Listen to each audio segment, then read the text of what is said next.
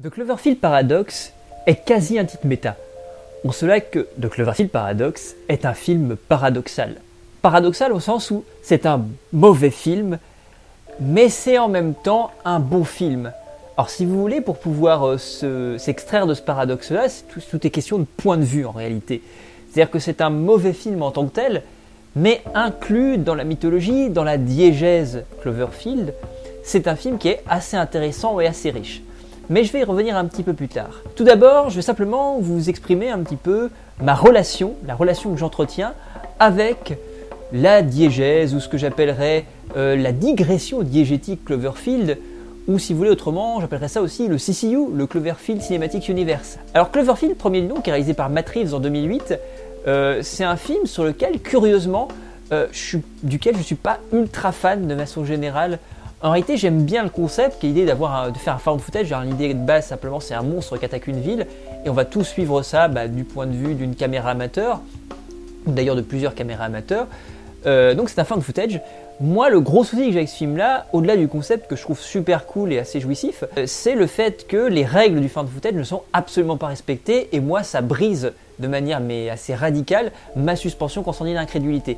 Vous avez des séquences, clairement, d'urgence, où le personnage qui tient la caméra va faire de la mise en scène. Et ça, pour moi, ça fonctionne pas. Cloverfield, le second opus, qui s'appelle plus précisément 10 Cloverfield Lane, donc réalisé par Dan Trachtenberg, qui avait réalisé avant un très bon fan film, et je vous mettrai peut-être le lien dans la description sur le jeu vidéo Portal, et je vous conseille parce que le truc est vraiment cool.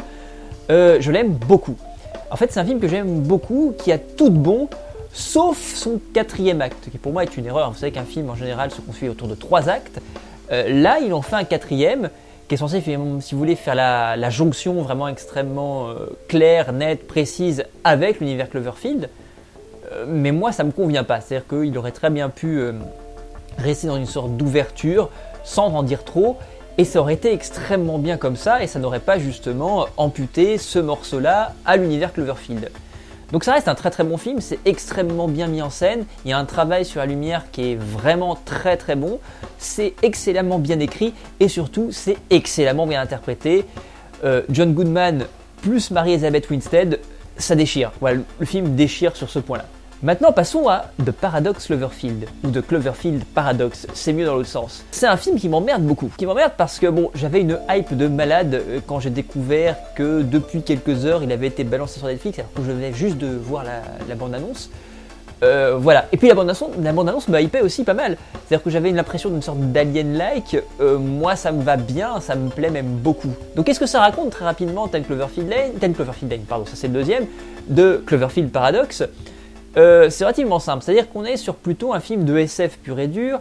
On est en 2028 et la Terre se retrouve dans une sorte de catastrophe énergétique qui risque, si vous voulez, d'engendrer un certain nombre de conflits à l'échelle mondiale. Pour remédier à ce problème-là, on envoie une équipe dans une station orbitale qui contient donc un accélérateur de particules, et à partir de là, on essaie de relancer, si vous voulez, une production énergétique correcte, en s'affranchissant, si vous voulez, des problèmes terrestres qui se posent. À partir de 2, 3, 4 tests, alors ça dépend si on est du point de vue de la Terre ou du vaisseau d'ailleurs, soit la Terre disparaît de l'optique du vaisseau, soit de la Terre, le vaisseau ou la navette ou la station orbitale, c'est beaucoup mieux, disparaît. Et voilà, maintenant qu'est-ce qui va se passer? On va suivre, si vous voulez, deux narrations, alors l'une plus que l'autre, mais deux narrations qui se passent en même temps, l'une sur Terre et l'une dans la station. C'est intéressant dans l'immédiat, c'est-à-dire que d'un point de vue narratif, moi ça me donne envie, c'est cool, et même si ça, si vous voulez, ça brise mon attente alien-like, ça me plaît quand même. Sauf que le gros souci du film, c'est qu'il n'a que des gros soucis. À l'exception de ce sur quoi je viendrai un petit peu plus tard, qui est la question de la diégèse, et je me permettrai de vous définir rapidement la diégèse. Ce que ça veut dire et pourquoi justement The Cloverfield Paradox là-dessus est bon. Du point de vue du film en tant que tel, c'est vraiment pas terrible. Alors c'est réalisé par Julius Horna, c'est son deuxième film, et je dois vous admettre que ce film-là, The Cloverfield Paradox, ne m'a pas donné envie d'aller voir le premier film de Julius Horna. La mise en scène est d'une pauvreté affligeante. C'est plat, c'est l'encéphalogramme plat, ça ne fait rien, ça ne raconte rien, ça montre. Si vous voulez, pour moi, c'est de la pure mise en scène d'illustration, ça montre ce qu'il y a à montrer, mais c'est tout. Et c'est assez triste à regarder pour ça. Si vous voulez, Le cinéma de genre, par définition, ça reste de prendre des codes, des genres codés avec des passages obligés, et c'est la mise en scène qui va transcender le genre et ses codes.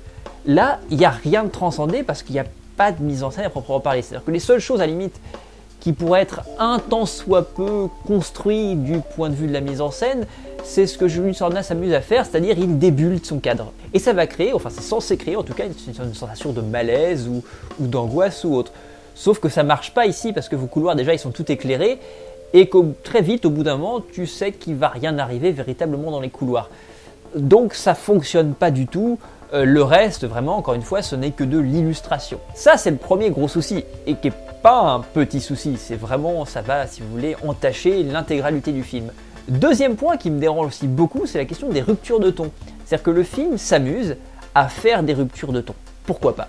Si vous voulez des bonnes ruptures de ton, qui ne sont pas des ruptures du ton justement parce qu'on ne les voit pas arriver, qu'on ne les voit pas venir, qu'on ne les sent pas et que finalement c'est totalement fluide, allez voir le cinéma de Bong Joon-ho par exemple. Allez voir Memories of Murder, allez voir The Host, allez voir Snowpiercer, allez voir même son Mother aussi. Allez voir tous les films de Bong Joon-ho. Parce que déjà, c'est génial, et parce que ce type-là sait gérer à la perfection les ruptures de ton. À tel point que les ruptures de ton n'en sont plus, puisqu'on ne les voit pas arriver, elles glissent, c'est juste logique, cohérent dans ce qu'il est en train de se passer à l'écran. Le gros souci du film de Jules Sorna, c'est que toutes les ruptures de ton, elles sont ultra violentes, c'est-à-dire que vous avez une sorte de cassure extrêmement nette d'une séquence à une autre, qui fait que tu passes de l'horreur spatiale, enfin vraiment pseudo-horreur spatiale, à la SF à vocation métaphysique, à la comédie absurde, et tu n'as que des embranchements comme ça que tu sens, et à chaque fois que tu les sens, t'es extrait violemment du film, et là tu te remets à mettre en perspective le ton qui est posé. Et ça fonctionne pas. J'ai deux exemples à vous soumettre rapidement pour poser ça. D'ailleurs, je vais spoiler. Alors, si vous voulez pas quitter la vidéo maintenant tout de suite, alors j'attends 2-3 secondes. Ça y est, vous êtes parti? Donc je peux spoiler. Ok. Vous avez une séquence dans le vaisseau. En réalité, vous avez un terrarium dans lequel il y a des vers de terre. Lorsque l'événement avec l'accélérateur de particules a eu lieu, il va se passer des choses étranges dans le vaisseau, et notamment dans le terrarium, il n'y a plus rien. La terre a disparu, les vers de terre ont disparu. En parallèle, vous avez un individu de l'équipage qui est une sorte d'antagoniste, qui est le salaud de l'équipage. Donc finalement, c'est vraiment le mec dont on dit on n'a rien à foutre qui crève parce que de toute façon, il est con. C'est vraiment, en termes de caractérisation de personnage, ça se limite à ça. Il va avoir des problèmes biologiques, un œil qui se barre en couille, etc., des douleurs. Et puis il va se mettre à convulser au bout d'un moment, à cracher du sang, à se briser les os en convulsant. C'est une scène à Lilna qui est lamentable hein, parce que c'est vraiment, vous comparez à Yenasa, il n'y a pas photo. Avant de crever définitivement, il va crever bêtement en gerbant l'intégralité du terrarium, donc vers et terre. L'effet en tant que tel, il est rigolo, sauf que n'oublions pas que dans le vaisseau, ce que j'ai oublié de vous dire, il y a un comic relief qui est là pour faire des vannes à chaque fois qu'il y a une situation dramatique et donc briser de fait immédiatement toute dramatisation possible. Et là, de répondre ce jeune homme, ah bah dis donc, ça y est, on a retrouvé les vers de terre au moins. Là, tu veux me passer, ok, mais non, c'est trop, il y a trop de ruptures, ton comportement n'est pas cohérent avec le reste, c'est-à-dire que tu peux faire ce que tu veux, tu peux briser encore une fois le ton, mais pas de cette manière-là. Ou alors tu attends un petit peu. Tu fais en cohérence, vraiment, le plus possible. Vous avez un deuxième exemple qui est aussi intéressant comme ça. On va reprendre le comic relief, qui est le technicien du vaisseau. À un moment, il répare un élément de la paroi du vaisseau. Et son bras, parce que justement, et là je vais avancer un tout petit peu dans l'histoire, en réalité, donc l'accélérateur particule va, si vous voulez, briser la limite, la frontière entre deux univers, puisqu'il y a la question du multiverse qui est d'ailleurs appliquée dès le début, et les deux multiverses vont se confondre, et l'un va essayer de dévorer l'autre. Et donc là, vous avez cette séquence-là où il va rentrer, il est en train de bricoler son mur, et son bras va rentrer à l'intérieur, il va se faire happer le bras, je dis pas déchiqueter parce que c'est pas le cas, il se fait vraiment happer le bras par ce mur, et donc par l'autre univers. Donc dans un premier temps, déjà, les réactions qu'il a sont complètement sous-proportionnées, je peux dire, il réagit à peine au truc, ça fonctionne pas du tout dans un premier temps, et quelques minutes plus tard, on va retrouver le bras de ce personnage-là en train de se promener tranquillement dans le vaisseau. Pareil, la surprise des personnages est assez minime, et surtout on va cutter quand on récupère le bras, et on se retrouve dans une sorte de séquence où ils vont tous être autour du bras, et ils vont commencer grossièrement à vanner autour du bras, sans prendre forcément en compte les problèmes qu'il y a derrière. Sachant en plus d'ailleurs qu'ils sont extrêmement intelligents, ou censés être extrêmement intelligents tout ce groupe-là, et personne ne se pose des questions sur véritablement, ils ne comprennent pas vraiment ce qui est en train de se passer, alors que d'ailleurs tout au début on nous parlait déjà de la question des multivers et du risque justement de l'accélérateur de particules avec ça. Et donc pour revenir à cette question de main, ils vont tous être en train de se fondre la gueule. Il y a quelque chose de complètement absurde avec cette main qui va écrire des choses qui ont lien avec le deuxième univers qui est de l'autre côté, avec ce qui s'est passé vraiment dans la station orbitale de l'autre univers. Et ça fonctionne pas. La séquence sous-entend, elle devrait être drôle. D'ailleurs le type qui est à côté, le comic relief, qui vient de perdre son bras et qui retrouve son bras, il n'arrête pas de vanner autour. Et rien ne fonctionne. Tout est surfait, surjoué, appuyé de manière extrêmement grasse, vulgaire, et ça fonctionne pas à un seul moment. Et tout le film est comme ça, et c'est le gros problème. Ça, c'est le côté négatif du film, et malheureusement, c'est tout ce qu'est le film de façon générale. Évidemment, on peut pas en dire grand-chose, parce qu'il n'y a pas grand-chose à en dire. Ceci dit, le film devient intéressant lorsqu'il s'arrête. Et ça, finalement, c'est encore une fois, je parlais de paradoxe au début, là, il y a véritablement un paradoxe. Quand le film s'arrête, le film devient intéressant. Je répète rapidement ce qu'est une diégèse. La diégèse, c'est pas la narration. La diégèse, c'est la graine que le créateur, l'artiste, va mettre dans votre esprit et qu'il va arroser par sa narration le temps de la séance. Et une fois que le film est terminé, clac, la diégèse va germer dans votre esprit, germer, et vous allez créer des ramifications, des histoires, et vous allez explorer l'univers hors de la salle. Donc c'est ça une diégèse. C'est l'univers, mais l'univers, j'entendrais étendu. Étendu au sens étendu hors du film. Je vais vous donner un exemple très simple, Mad Max Fury Road de George Miller. Vous avez cette séquence avec les échassiers, vous savez cette magnifique tenue américaine. Vous savez d'ailleurs de voir la version black and chrome qui est absolument sublime, encore plus sur la question de la tenue américaine, qui est la fin, si vous voulez, de la première séquence de poursuite. Vous avez le camion de Furiosa qui passe dans une sorte de grande étendue, et là vous avez des marais au premier plan avec des grands échassiers dessus, qui sont en train de... On n'en dit rien des échassiers, rien du tout. C'est pas grave, là c'est une ouverture sur l'univers. Et quand tu sors de la salle, et moi d'ailleurs c'est la première réaction que j'ai eue, qu'est-ce que c'était que ces échassiers? Et là, paf, ton imaginaire part, gamberge. Et ça c'est super. Ça c'est une diégèse gérée à merveille. Et il y a plein de choses comme ça dans Mad Max, c'est-à-dire toutes les tribus, on pourrait justement dire que c'est une ouverture sur un monde, ou une ouverture sur le monde qui nous est proposé. Et ça c'est top. Dans le Cloverfield Paradox, et ça c'est super cool, vous avez une ouverture, encore une fois, diégétique. Vous avez une ouverture sur l'univers. Quand bien même la narration est mauvaise dans l'ensemble, l'ouverture sur l'univers est absolument dantesque. Et c'est pour ça que j'attends avec beaucoup d'impatience le 4e opus qui est déjà tourné, alors qu'il devrait sortir d'ailleurs au cinéma, puisque c'est en tout cas les nouvelles du jour. On verra, d'abord il est déjà tourné, donc je ne sais pas du tout ce qu'il en est, peut-être qu'on va encore nous surprendre comme la sortie des autres, mais bref. Le 4e opus, moi je l'attends avec beaucoup d'impatience, dans la mesure où ça ouvre encore une fois sur un univers. D'où viennent les monstres, d'où viennent les créatures, parce que ça finalement on n'en sait rien. Le film vous donne des réponses, mais ouvre d'autres possibilités, ouvre d'autres mystères.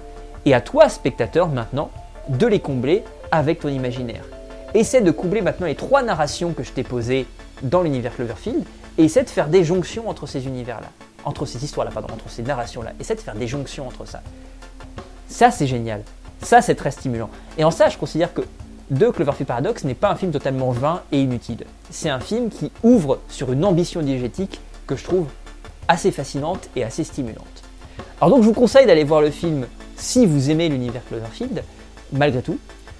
Ça va pas être foufou, vous serez certainement déçus, mais allez-y quand même, c'est-à-dire que si pour votre stimulation imaginaire, c'est top. Donc j'espère que cette première critique vous aura plu. N'hésitez pas à mettre dans vos commentaires vos avis, ce sera super de pouvoir partager justement avis et interprétations. Et puis je vous souhaite une très bonne soirée, puis je vous dis à la prochaine critique donc, ou à dimanche d'ailleurs pour le Qu'est-ce qu'on mate ce soir.